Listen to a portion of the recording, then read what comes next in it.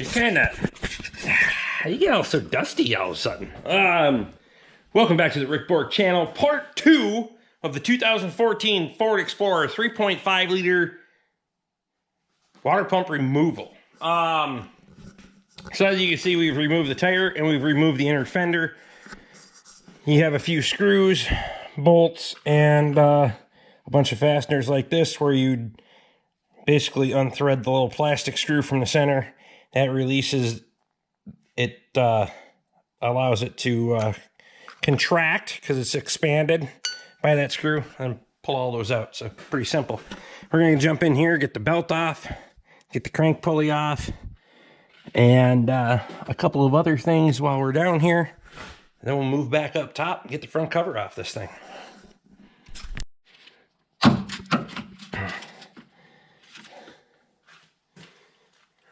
Okay, so serpentine belt tensioner is here.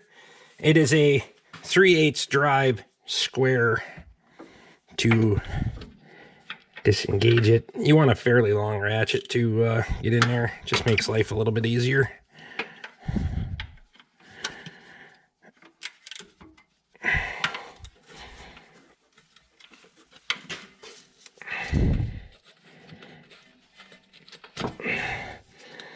However,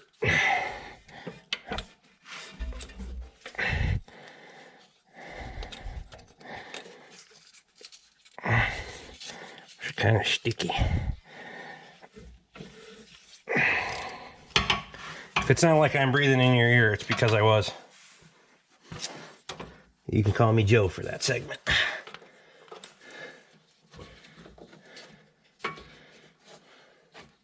So I just tucked the belt back out of the way because we don't need to worry about that right now. It won't be in the way for the rest of this. That is an 18 millimeter head on that bolt. So we're going to grab our impact and zip that off.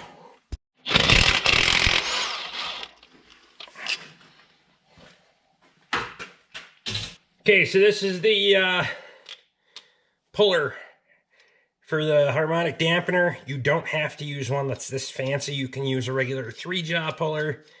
Just make sure you don't mess up the end of the crank there, but this is specifically designed for these crank dampeners. If you're going to do a lot of them, this saves you a lot of time versus a 3-jaw puller where you got to try to get in there and get it all oriented and stuff. This is way faster. So I'll show you how this thing works. So this thing, you go in and you just turn it to lock it in. You're not trying to hold the jaws in place. It just turns to lock into the pulley, to the belt pulley, and then you can just go ahead and pull it off. 17 millimeter drive on that. That is available from Mac Tools, many of the other manufacturers as well. You could probably buy a cheap one online. So that makes the job way faster than using the traditional 3-jaw puller set. Some of you may not be familiar with how the hoist works. Yes, that's an old hasp for a padlock. It's just used to depress that little button there. This used to be an electronic solenoid here that operated that. That's how we operate it now. That's just a manual override. Push that. Release this lever.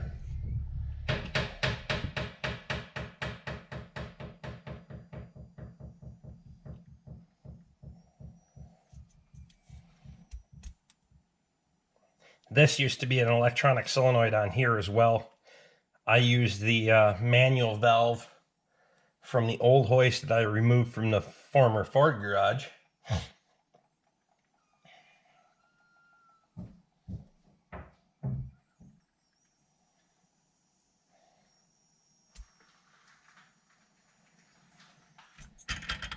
Pretty simple, pretty basic. We converted it all back to manual versus the electronic garbage that was involved in operating a hoist. So there are videos out there on that. I believe a couple. I didn't get to make a lot of them, but the bolt we're after is right here. I can grab a light and we'll be able to see it. Why'd you put your light back there, Rick? I gotta remember to do high beam for you guys. Put the I-beams on, Rick. Put the I-beams on. I'm going to use a 8mm gear wrench for this top bolt, I think, if I can find it. What did you do with it, Rick? Good job, Rick. Good job. Okay. I'm going to suck eggs here and say that I'm not using the 8mm gear wrench. Where did I set it?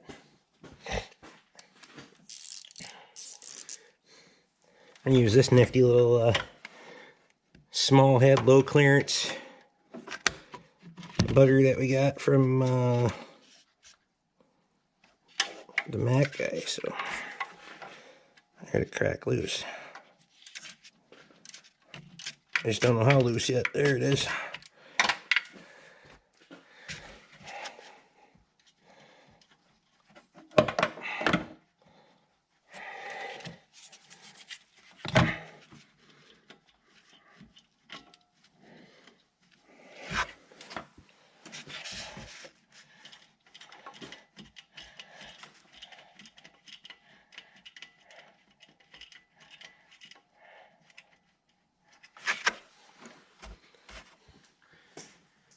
So, because I don't want to drop it on the floor if I don't have to, I have this, what am I doing, knocking stuff over here, right?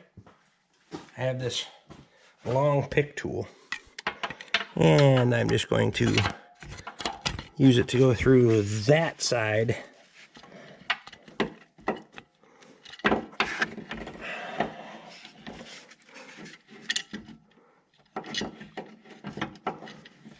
Got the bolt. Now I can let it down. I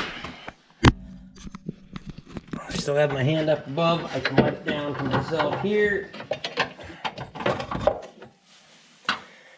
And we didn't drop it on the floor.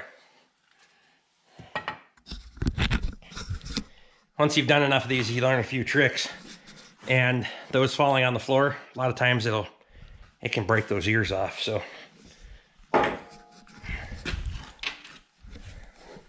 on to the next one. So my next step here is going to be taking the coolant bottle out, ratchet long extension, and 8mm socket. I'm using a swivel socket. You can get away with using a regular socket. I just don't have to worry about my angle of approach. I try to do these videos, or will try to do these videos. Look at that, my belly helped out. Caught the bolt. In a way that most people could do this without having to invest in a bunch of special tools. However, there are circumstances where you have to have special tools. You have to have the right tools for the job.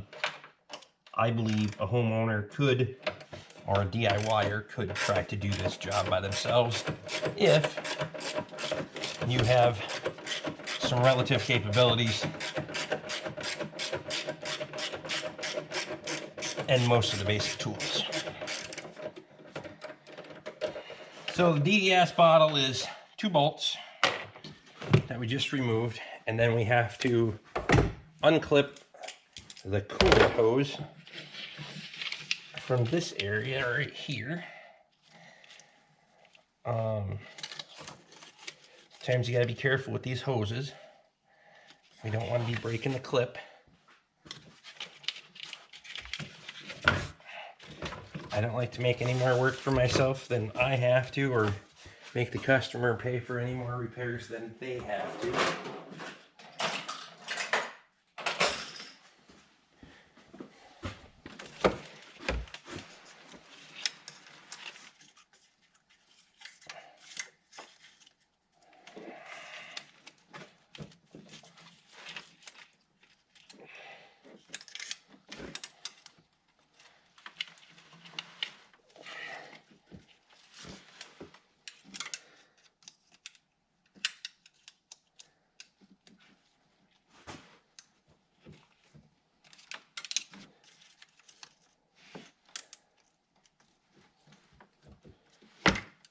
Sometimes these clips can be a little bit of a pain. You just gotta take your time and Then there's a push pin that holds the AC line.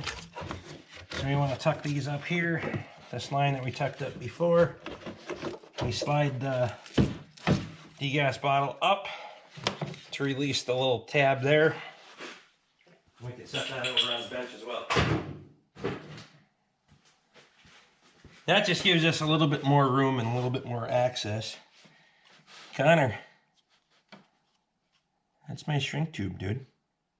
What the fuck? So now we're going to raise this thing back up, and I'll show you the rest of the things that we're going to do underneath before we set it back down and put a jack in to support the engine.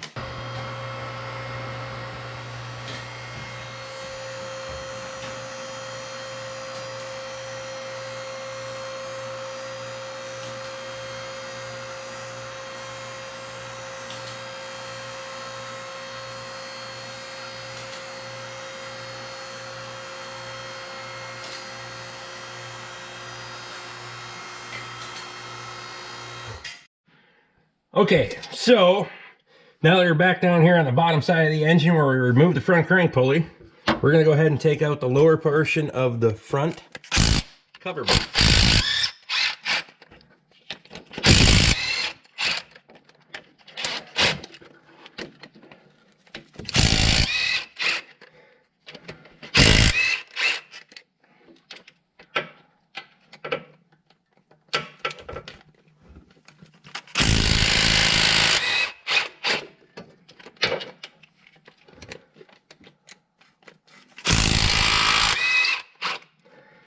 Now I'm using a cordless impact here, long extension and an impact swivel socket. You can obviously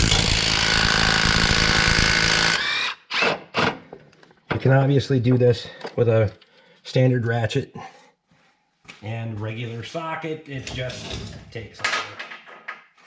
You will have the access to be able to do that because of time, and it takes me that much longer to make a video. When I'm doing this job, I need to take advantage of the tools that I have to speed this job up.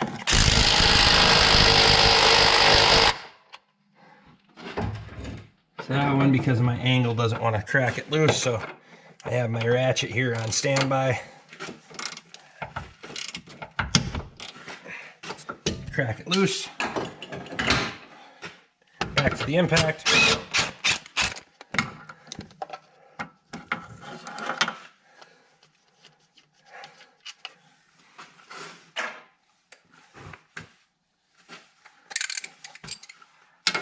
If we can even get one row higher yet on the bolts.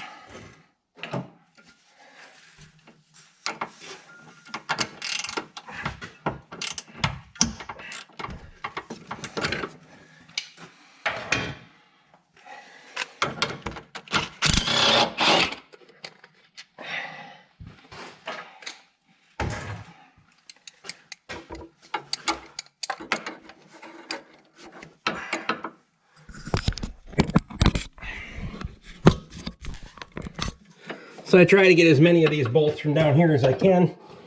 I have a little bit more limited access from the top, a little tighter constraints, so we do what we can from down here. Although we don't want to remove them all because the front of the engine is supported by the motor mount yet. And then this 15mm head bolt right here. I don't know so. I didn't think so. We aren't going to push the impact that hard.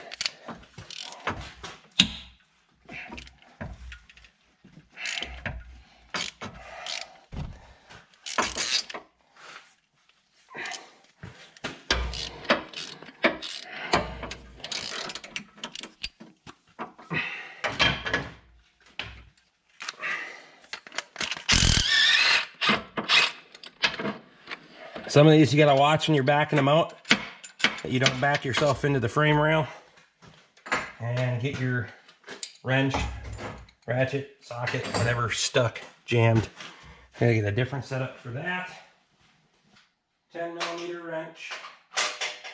Again, it's just going to take longer. And I am trying to speed the process for myself because taking video is going to make this process that much longer for me. And in about 5 hours, I have another appointment scheduled. 6 hours from now, something like that. So, we don't have any time to waste.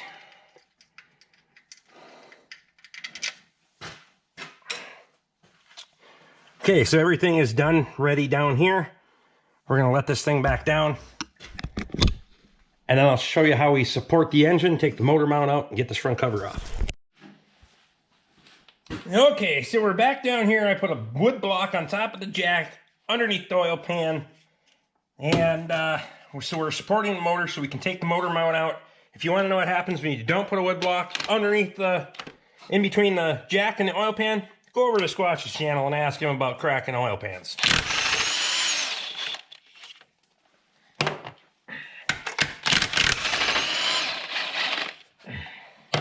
You're going to need a 1/2 inch drive 15mm deep well because they put so much extra stud on those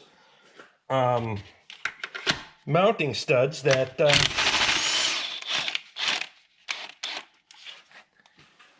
a 3/8 isn't typically long enough. So we take those 4 nuts off, and then there's 3 18mm head bolts to take the motor mount out.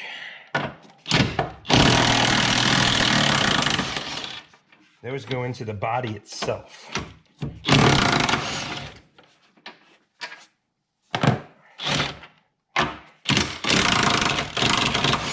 And it'll move a little bit. It doesn't matter.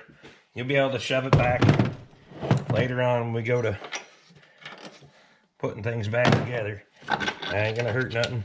You just want to make sure it's supported so it doesn't drop.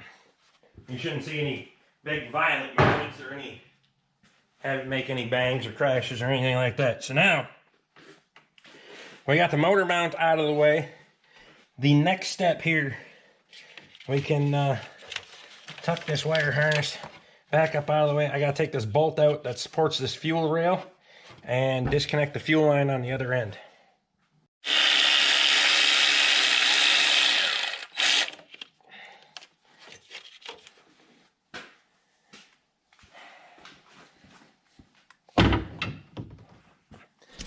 Okay, so on this side, you're going to need, I like to put my bolts on top of the air filter there.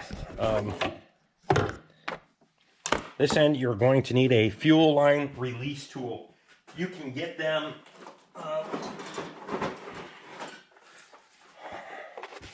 your local parts store, Amazon. This particular set is the Mac Tools FLT 893. I've had this thing for years and years. I'm relatively certain I bought it from Jerry LeBrasser years ago. So this is a 3/8 line quick disconnect tool.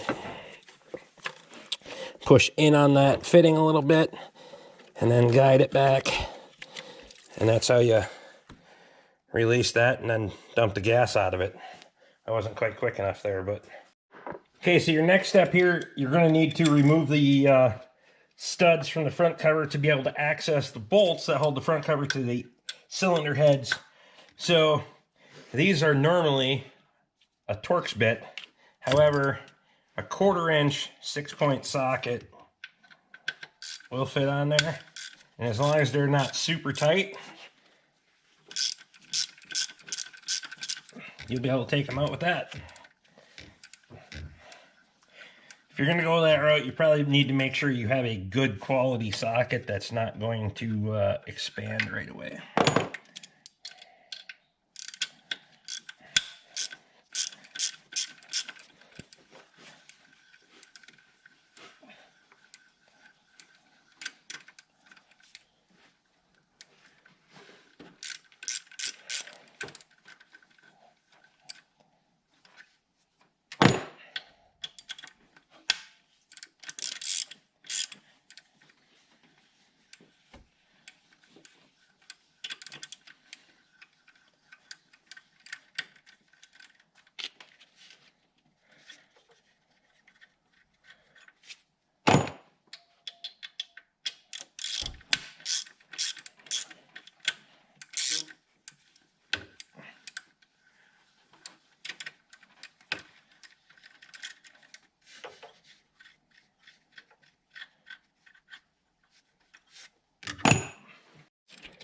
All right, so there are two larger bolts, one here and one over to my left there, that need to be removed. I already removed them.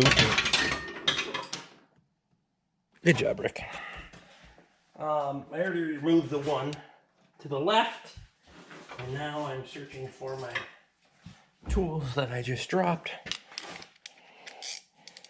because just let go of them and let them swing around wildly, Rick. That's what I do.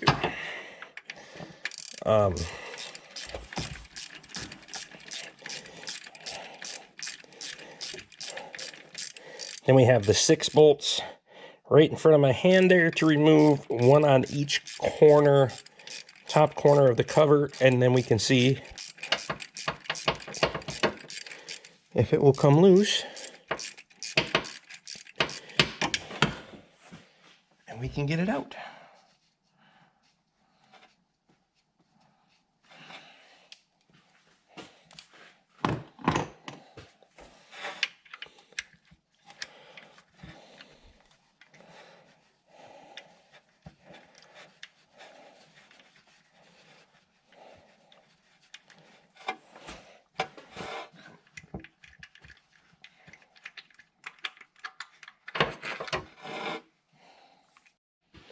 Okay, there's also a 8mm head bolt that hides right down there that I forgot to mention. We gotta take that one out too. Otherwise you'll have to pry pretty hard in that cover to get it off.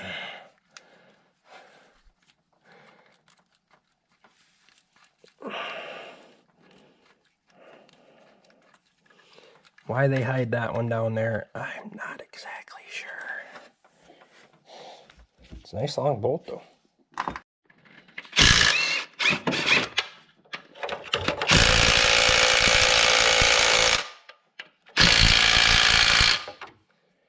Really? They are a little tighter than that, huh?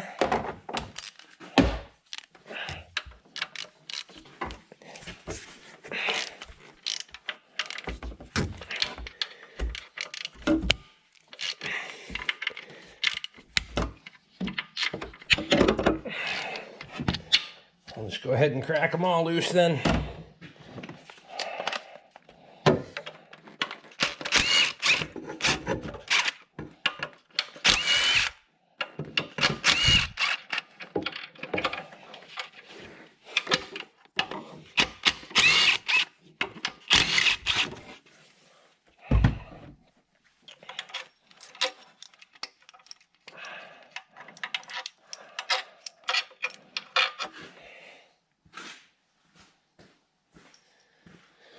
Okay, so now that we have all the bolts out of the front cover, you don't have to worry about this thing falling down because it is held on with silicone. There is no actual gasket, so the silicone kind of bonds it to the engine block.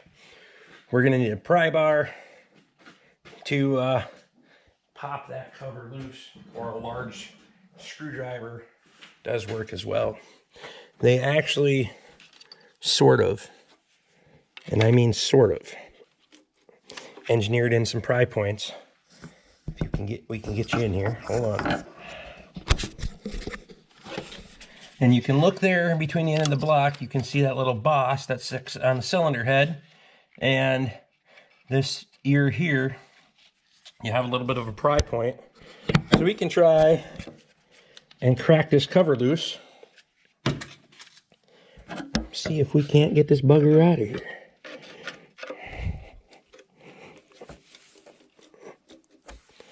You can hear it.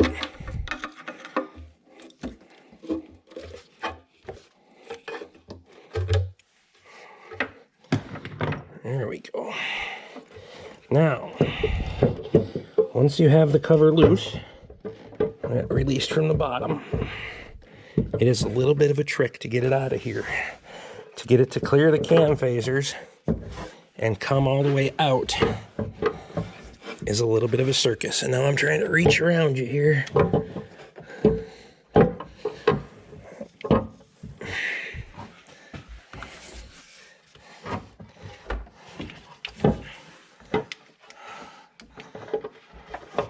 I've done these many, many times, and I can tell you, I still don't know the magic secret. Because it seems like every one of them seems like they're different. And it's much more difficult to put it back together with fresh silicone on it. I can tell you that.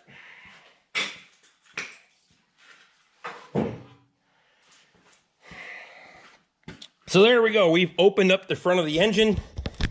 We are down to the timing components, the water pump, and all of the things that make that engine sing. So we're going to cover those in another episode, because when we get into timing and all that stuff, it gets a little bit more in depth. And we don't want to drag these videos on too long. So thank you guys for watching part 2 of this video. We'll have part 3 of disassembly, and then we'll have some reassembly video or videos. And we'll get this thing fixed up yet.